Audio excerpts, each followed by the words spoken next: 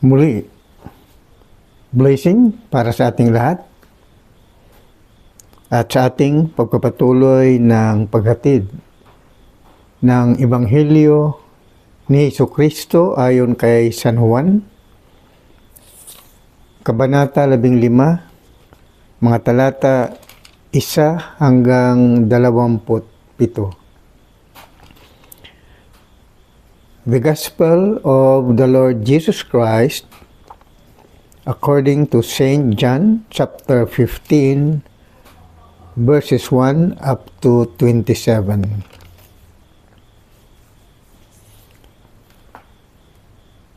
Ako ang tunay na puno ng ubas, at ang aking Ama ang magsasaka.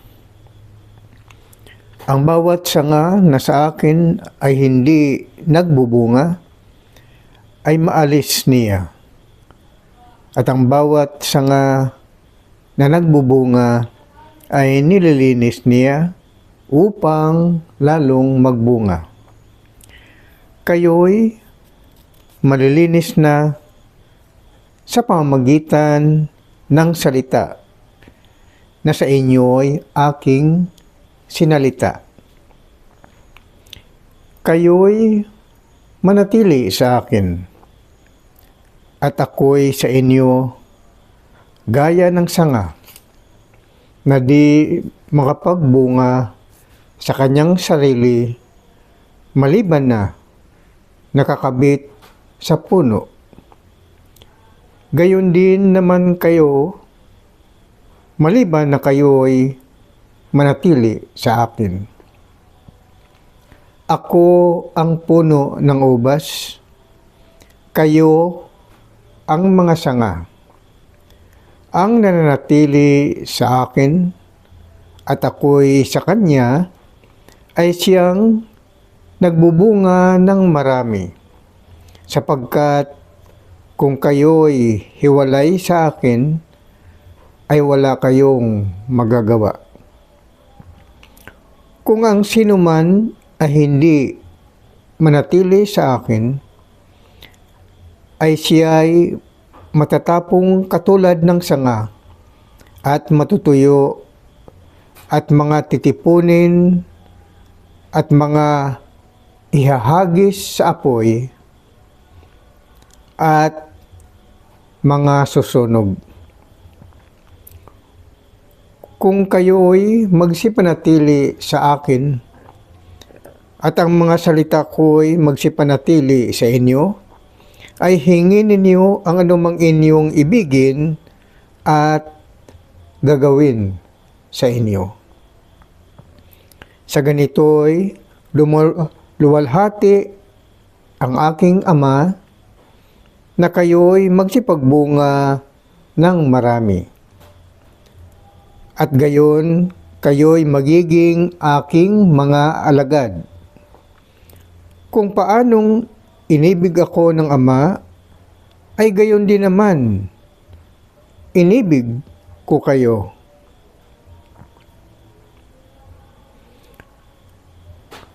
Magsipanatili kayo sa aking pag-ibig.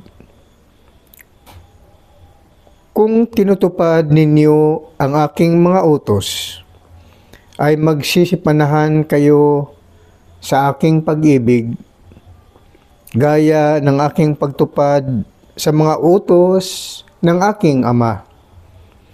At ako'y nananatili sa kanyang pag-ibig. Ang mga bagay na ito ay sinalita ko sa inyo upang ang aking kagalakan ay mapasa inyo at upang ang inyong kagalakan ay malubos.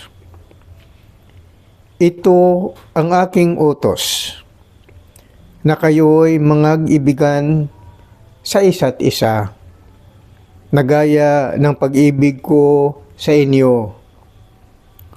Walang may lalong dakilang pag-ibig kaysa rito, na ibigay ng isang tao ang kanyang buhay dahil sa kanyang mga kaibigan.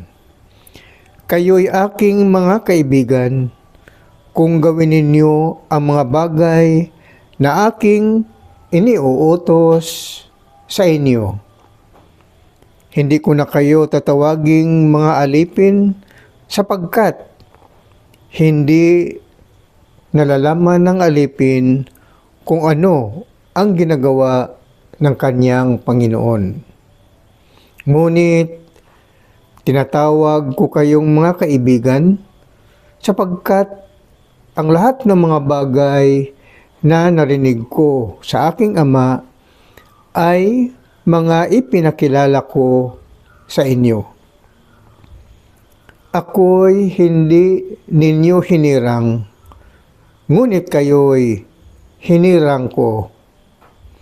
At akin kayong inihalal upang kayo'y magsiyaon at magsipagbunga at upang manatili ang inyong bunga, upang ang anumang inyong hingin sa Ama sa aking pangalan ay maibigay niya sa inyo.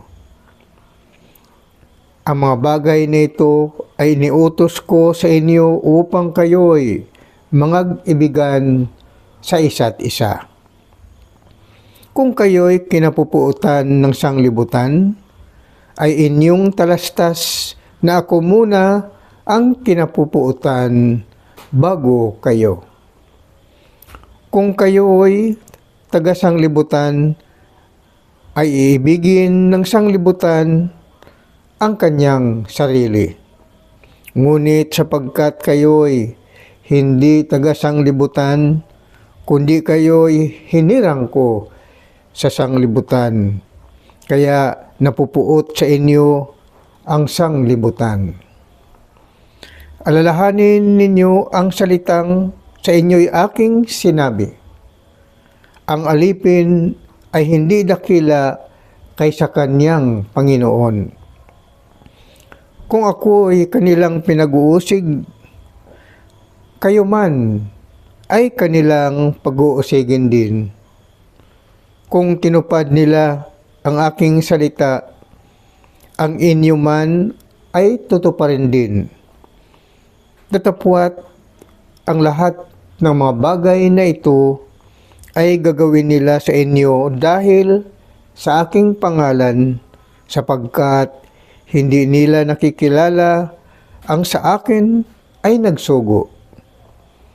Kung hindi sana ako naparito at nagsalita sa kanila, ay hindi sila magkakaroon ng kasalanan. Datapwat ngayon wala na silang madadahilan sa kanilang kasalanan. Ang napupuot sa akin ay napupuot din naman sa aking Ama. Kung ako'y sana'y hindi gumawa sa gitna nila ng mga gawang hindi ginawa ng sinumang iba, ay hindi sana sila magkaroon ng kasalanan. Datapwat ngayon ay kanilang nangakita at kinapuutan nila ako at ang aking Ama. Ngunit nangyari ito upang matupad ang salitang nasusulat sa kanilang kautusan. Ako'y kinapuutan nila na walang kadahilanan.